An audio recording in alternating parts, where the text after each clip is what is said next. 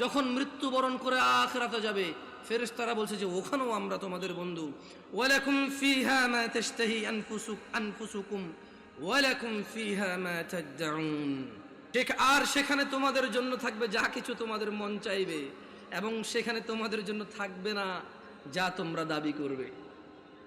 মানে যারা বলবে যে আল্লাহ আমাদের রব, এরপর 5 ওয়াক্ত নামাজ পড়ে এটাকে সাক্ষ্য দিবে, প্রত্যেক ওই অন্যায় কাজ থেকে নিজেকে বিরত রাখার সর্বোচ্চ চেষ্টা করবে।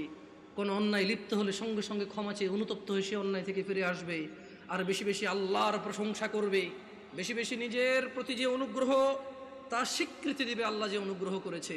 পিতা মাতা আত্মীয় স্বজন সব দিকে খেয়াল রাখবে।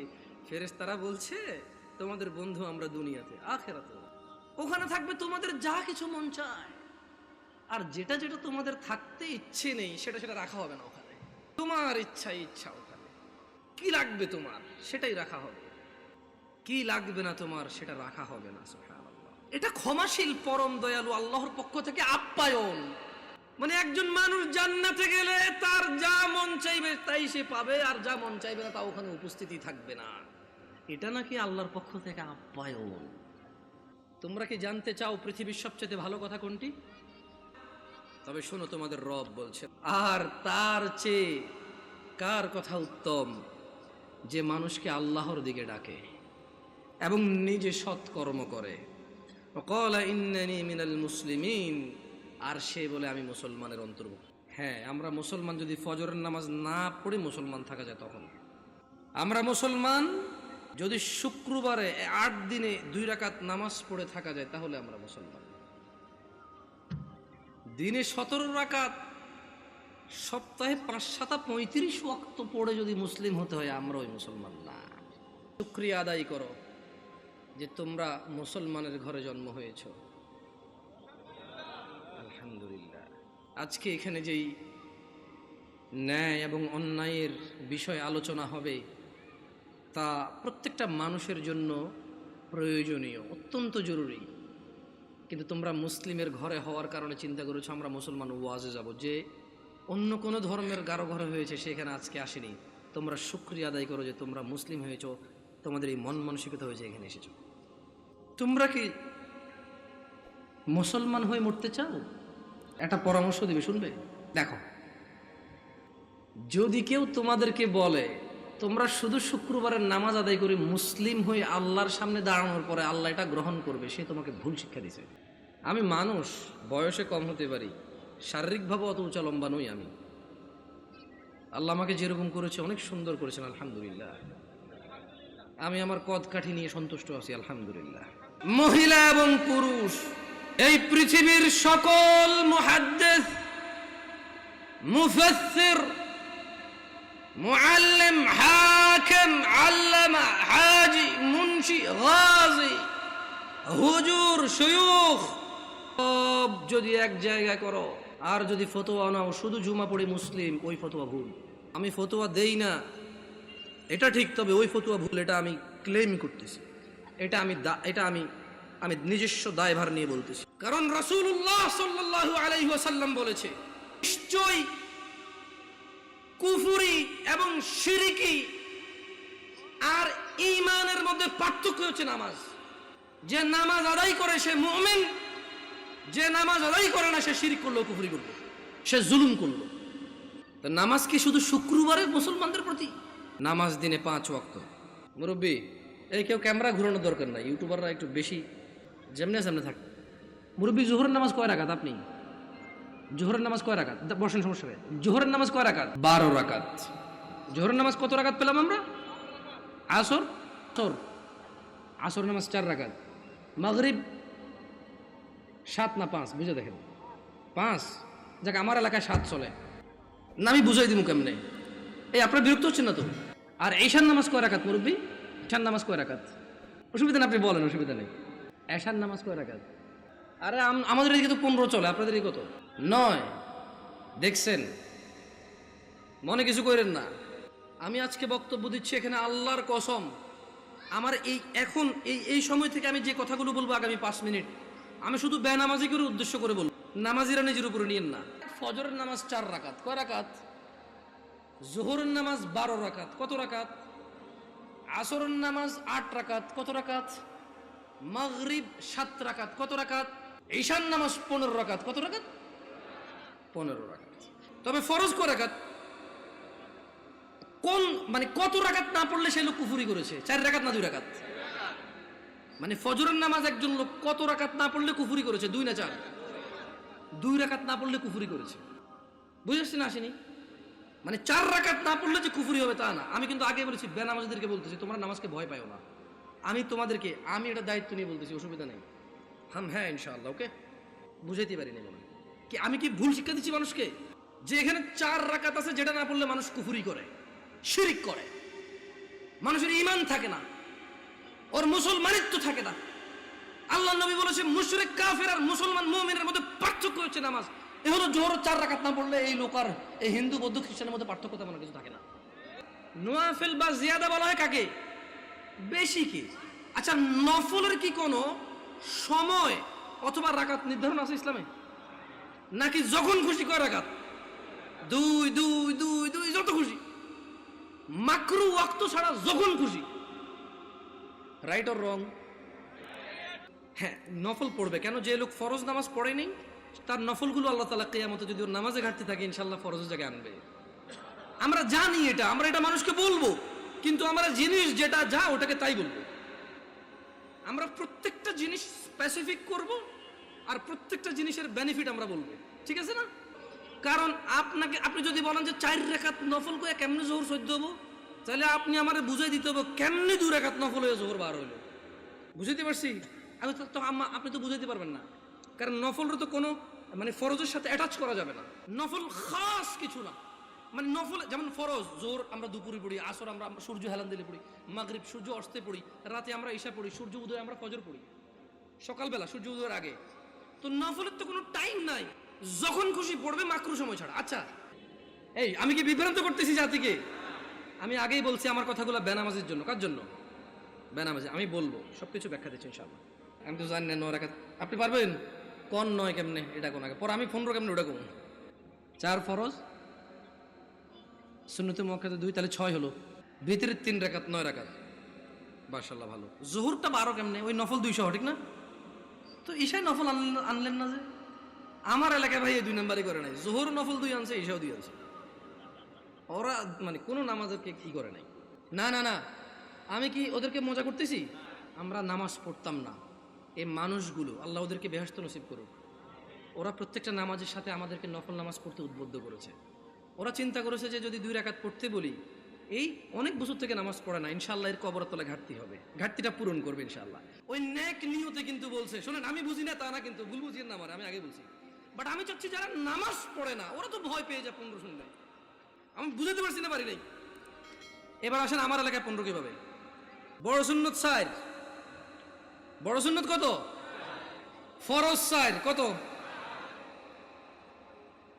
ছোট সুন্নত 2 কত? নফল 2 কত? ভিতর 3 কত? 15। প্রথম কথা হইল জোহরের সময় বুঝাই ফেলছি নফল এই নামাজের অংশ না। জোহরের সময় বুঝাই ফেলছি এই নামাজের অংশ না, নফল মানে ফরজ নামাজের অংশ না, ঈশার নামাজের অংশ না। ভিতরের নামাজ কেমনে ঈশা হইল? যেমন উনিও কিন্তু হিসাব দিয়েছে সেম হিসাব। ঈশার নামাজ 9 রাকাত, 4 ফরজ, 2 সুন্নতে মুআক্কাদা, 3 ভিতর। তো ভাই ভিতরের নামাজ যদি ঈশা হয়ে যায় তাহলে ভিতর কোনটা? ঈশার নামাজ যদি 9 রাকাত হয় তাহলে ভিতরটা কই? আপনি বুঝেন নাই? যদি আপনি ঈশাকে 9 রাকাত বলেন ভিতর 3 সহকারে, তাহলে আগামীকালকে যদি একজন বলে যে জোহর 8 রাকাত, মানে 4 রাকাত জোহর আর 4 রাকাত আসর মিলে 8 রাকাত একসাথে পড়ে ফেলে, এক হয়ে যাবে। আপনাকে বুঝতে হবে যে ঈশার আজান দিলে মানুষের উপরে ঈশার সালাত ফরজ হয়ে যায়। ভিতরের সময়টা শুরু হয় ঈশার নামাজের পরে। যদি কোনো লোক ঈশা পড়ে, তার জন্য ঈশা পড়ার পর থেকে ভিতরের টাইম শুরু হয়েছে, এবারে সেটা ফজরের আগ পর্যন্ত সময় পায়। কি ভুল ব্যাখ্যা দেই নাই তো মুরব্বী? আমি বলে দিচ্ছি, না বুঝলে অসুবিধা নাই, ভুল বুঝিয়েন না। তাহলে ভিতরের নামাজ ঈশার নামাজের সাথে কেন সম্পৃক্ত হলো? কারণ ঈশার নামাজ না হইলে ভিতরের সময় আসে না, ভিতরের সময় শুরু হয় না। বুঝতে পারছেন না? পারেন নাই? ধরেন একজন লোক রাত 11টা বাজে, সে এখনো ঈশা পড়ায় নাই, সে কি ভিতর পড়বে? তাহলে সে ঈশা পড়ার পরে তার ভিতর স্টার্ট। শোনো তোমরা যারা দরিদ্র এবং ধনী, যারা তোমরা সালাত আদায় করো না, তোমাদের নবী মুস্তাফা সাল্লাল্লাহু আলাইহি ওয়াসাল্লাম মৃত্যু সজ্জায় বারবার উঠে বলেছে সলাহ সলাহ সলাহ। এই নামাজ তোমরা যারা আদায় করো না, ধনী দরিদ্র সুস্থ অসুস্থ তোমরা যেই হও না কেন, তোমাদের উপর তোমাদের রব দিনে 17 রাকাত নামাজ ফরজ করেছে। তোমাদের মধ্যে যে কোনো ব্যক্তি দিনে পুরা দিনে সকাল থেকে রাত পর্যন্ত এই 17 রাকাত নামাজ আদায় করবে না, যে সে তার রবের সাথে কুফরি করেছে, রবকে অস্বীকার করেছে। ক্ষমা চাও তোমাদের রবের কাছে। তোমাদের জীবনের 5 ওয়াক্ত 17 রাকাত নামাজের সূচনার দিন হোক। তোমরা যারা দিনে 5 ওয়াক্ত 17 রাকাত ফরজ আদায় করো, এই 17 রাকাতের সাথে তোমরা যারা ফজরে 2 রাকাত সুন্নত, জোহরে 6 রাকাত সুন্নত, মাগরিবে 2 রাকাত সুন্নত, ইশায় 2 রাকাত সুন্নত, তোমরা যারা পুরো দিনে মাত্র 12 রাকাত সুন্নতে মুআক্কাদা পড়ো, খুশি হয়ে যাও। তোমাদের মুস্তাফা সাল্লাল্লাহু আলাইহি ওয়াসাল্লাম তোমাদের ভালোবাসার নবী বলেছে, যে ব্যক্তি দিনে 12 রাকাত সুন্নতে মুআক্কাদা আদায় করবে, তার জন্য আল্লাহ প্রতিদিন জান্নাতে একটা ঘর বানাবে। তোমাদের রাসূল প্যারে হাবিব সাল্লাল্লাহু আলাইহি ওয়াসাল্লাম বলছেন, ফজরের 2 রাকাত সুন্নত এ পুরো দুনিয়া আর দুনিয়াতে যা কিছু আছে সব কিছুর চাইতে উত্তম। তাহলে যে 2 রাকাত সুন্নত পৃথিবীর চাইতে উত্তম, ওই 2 রাকাতের সুন্নতের পরে যে 2 রাকাত ফরজ রয়েছে, এই ফরজের আল্লাহু আকবার কি দিয়ে মিটাবা? এই ফরজের সামি আল্লাহু লিমান হামিদা কি দিয়ে মিটাবা? কত টাকার মালিক হয়েছে তুমি নামাজের কাফফারা দিবা? যেখানে সুন্নত 2 রাকাতের মূল্য পুরো পৃথিবীর সমস্ত সম্পদ বিক্রি করে যদি একটা স্বর্ণ কিনা হয়, ওই স্বর্ণকে যদি, এটা আমি ব্যাখ্যা দিচ্ছি বুঝার জন্য সহজে, ওই স্বর্ণকে যদি 1 পাল্লা রাখা হয় আর ফজরের 2 রাকাত সুন্নতকে যদি 1 পাল্লা রাখা হয়, ফজরের 2 রাকাত সুন্নত ভারী। ওই সুন্নত এত ভারী হলে ওই ফজরের নামাজের ফরজ যেটা তুমি ঘুমের মধ্যে কাটিয়ে দাও, ওই 2 রাকাত ফরজের আল্লাহু আকবার, সামি আল্লাহু লিমান হামিদা, আত্তাহিয়াতু সুবহান রাব্বিয়াল আযীম, সুবহান রাব্বিয়াল আলা কি দিয়ে কিনবা? তুমি কি কয় টাকার মালিক হয়েছো যে 2 রাকাত সুন্নতই পুরো পৃথিবীর চাইতে উত্তম? তাহলে ওই ফরজের কি? ও উম্মতে মুহাম্মাদরা, তোমরা ভেবো না মাহফিলে দরিদ্রতার কারণে 10 টাকা দিতে পারোনি হেরে যাবা। জেনে রাখো 5 ওয়াক্ত নামাজিরা, মহিলা এবং পুরুষরা, আল্লাহর নবী সাল্লাল্লাহু আলাইহি ওয়াসাল্লাম বলছে, কিয়ামতের দিন বান্দার সর্বপ্রথম হিসেব হবে নামাজের। ফাইন সলুহাত, যার নামাজ ঠিক থাকবে সে নাজাতও পাবে, জিতেও যাবে, আর যার নামাজ ঠিক থাকবে না সে হেরেও যাবে, ধ্বংসও হবে। তোমরা কি বুঝতে পেরেছো কোন কয় রাকাত নামাজের কথা বলা হচ্ছে? আমি মনে সুন্নত পড়তে না করে দিছি না, ভিতির পড়তে না করে দিছি। ভিতির এমন একটা নামাজ, সাল্লাল্লাহু আলাইহি ওয়াসাল্লাম তিনি সাল্লাল্লাহু আলাইহি ওয়াসাল্লাম কখনো ভিতির ছাড়তেন না, 1 রাকাত হলেও পড়তেন। কেউ কি কাউকে ফতোয়া দিতে পারবে কাফের মুশরিক? পারবে কেউ? তবে হ্যাঁ, এটা বলতে পারবো যে আল্লাহর সাথে অংশীদারিত্ব করে সে মুশরিক। যে ইসলামে আল্লাহ নবী সাল্লাল্লাহু আলাইহি ওয়াসাল্লাম কিছু বলে নাই, সে এটাকে দ্বীন মনে করে, সওয়াবের কাজ মনে করে সে বিদআতি। আমি যদি এখন বলি আল্লাহর সাথে শিরিক করিও না, ওয়াইজ ক্বালা লুকমান লিবনিহি ওয়া হুয়া ইয়াইযুহু ইয়া বুনাইয়া লা তুশরিক বিল্লাহ ইন্নাশ শিরকা লাযুলমুন আযীম। আর স্মরণ করুন, লুকমান উপদেশ দিতে গিয়ে তার ছেলেকে বলেছে, হে আমার বৎস, তুমি আল্লাহর সাথে শিরিক করিও না, নিশ্চয়ই আল্লাহর সাথে শিরিক করা সবচাইতে জঘন্যতম অপরাধ। ইন্নাল্লাহা লা ইয়াগফিরু আন ইউশরিকা বিহি ওয়া ইয়াগফিরু মা দুনা যালিকা লিমান ইয়াশা ওয়া মান ইউশরিক বিল্লাহ ফাকাদ ইফতারা ইসমান আযীমা। নিশ্চয়ই আল্লাহ ক্ষমা করে না শিরিক ছাড়া, নিশ্চয় আল্লাহ শিরিককে ক্ষমা করে না। এছাড়া মানুষের A to Z যত গুনাহ আছে সব গুনাহ ক্ষমা করে দেয়। ওয়ামান ইউশরিক বিল্লাহ, যেই ব্যক্তি আল্লাহর সাথে শিরিক করলো, ফাকাদ ইফতারা ইসমান আযীমা, সে পৃথিবীর জঘন্যতম মহাপাপ রটনা করলো। আমি যদি এখন বলি যে আল্লাহ তাআলা বলেছে তিনি শিরকের গুনাহ ছাড়া সব গুনাহ ক্ষমা করে দেবে, শুধু শিরকের গুনাহ ক্ষমা করবে না, যে ব্যক্তি শিরিক করবে সে পৃথিবীর সবচেয়ে বড় পাপ রটনা করলো, এতে কওমি, দেওবন্দি, সুন্নি কারো অসুবিধা আছে? আমি আমার মাহফিল এভাবে করেছি, আমি এটাও ডিক্লারেশন করেছি, আমি গোপনও করিনি। আমি বলেছি আল্লাহর ঘর ছাড়া ইবাদতের কোনো ঘর নেই। আমি কারোর নাম ধরিনি, আমি ধরতেও চাই না। তোমরা যারা অপছন্দ করো করো, তোমাদের ব্যাপার, তোমাদের পছন্দের যায় আসে না। 70 বছর 60 বছর, আরে আজকে এখনো 30 বছর হয় নাই, 30 বছর হবে কিনা এটাই তো জানি না, বয়স কত পর্যন্ত যাবে। তোমার ঘৃণায় কি আসে আর তোমার ভালোবাসায় কি আসে? আল হুব্বু লিল্লাহ ওয়াল বুগদু লিল্লাহ, ভালোবাসা আল্লাহর জন্য, ঘৃণা কার জন্য? আল্লাহর জন্য। দোয়া কি? দোয়া, দোয়া মানে মানুষ তার নিজের চাহিদা, সুবিধা অসুবিধা কার কাছে বলবে? এবং আল্লাহর কাছে সুবিধা বেশি পাওয়ার জন্য বলবে, যে অসুবিধাগুলো রয়েছে সেগুলো থেকে পরিত্রাণের জন্য আল্লাহকে বলবে। এটাই দোয়া, এটাই দোয়া। তো আমি দোয়া করি সব জায়গায়। হয়তো বাংলাদেশের প্রচলিত অনেক সিস্টেম নিয়ম আমি জানি না, আর যদি আমাকে এগুলো আপনি বুঝাইতে হয় কোরআন সুন্নাহ দিয়ে বুঝাই দিলে আমি করবো ইনশাআল্লাহ। মানে 100 লোকে বলেছে, 1000 কোটি বছর আগ থেকে চলে আসছে, আই ডোন্ট কেয়ার। আপনি বলেন, একজন মেতর মুচি এসে যদি বলে যে জামশেদ তুমি ভুলে গেছো তোমার রাসূল এভাবে বলেছে, আমি বলবো আমাকে ক্ষমা করে দাও, আমার অপারগতা, তুমি আমাকে এই তথ্য দিয়ে আমার উপকার করেছো, তুমি আমার ভাই, আমার কলিজায় আসো। আপনি যত বড় কিছু হন, যদি বলেন যে এটা 50 বছর 200 বছর থেকে চলে, ওনারা কি জানতো না? আমি বলবো ওনারা জানে নাকি জানে না আমি জানি না, তবে আমি জানি না। আল্লাহর দিকে ফিরে এসো, তোমরা শিরিক করিও না। তোমরা মনে করো তোমরা শিরিক করো না। ও যুবক বৃদ্ধরা, যারা তোমরা ফজরে ঘুমিয়ে থাকো, জোহরে আড্ডায় থাকো, তোমরা আল্লাহর দিকে ফিরে আসো, তোমরা আল্লাহর দিকে ফিরে আসো, তোমরা আল্লাহর দিকে ফিরে আসো। আল্লাহ ছাড়া তোমাদের কোনো নিরাপত্তা দানকারী নেই। মুহাম্মদ সাল্লাল্লাহু আলাইহি ওয়াসাল্লামের অনুসরণেই তোমাদের সফলতা। আল্লাহ তাআলা বলছেন, ও মুহাম্মদ সাল্লাল্লাহু আলাইহি ওয়াসাল্লাম, যেই ব্যক্তি আপনার দাওয়াত থেকে সরে গেছে তার প্রতি আপনাকে আমি পাহারাদার হিসেবে পাঠাইনি, যা খুশি করতে দেন। কোরআনুল কারীম হচ্ছে আল্লাহর উপদেশ। ফামান শাআ আত্তাখাযা ইলা রাব্বিহি সাবিলা। এদের মধ্যে যে দাম্ভিকতা করে করুক, এদের মধ্যে যে অস্বীকৃতি করে করুক, এদের মধ্যে যার যা খুশি করুক। ফামান শাআ আত্তাখাযা ইলা রাব্বিহি সাবিলা। এই কোরআনুল কারীম, এই হাদিস, এগুলো হচ্ছে আল্লাহর পক্ষ থেকে উপদেশ।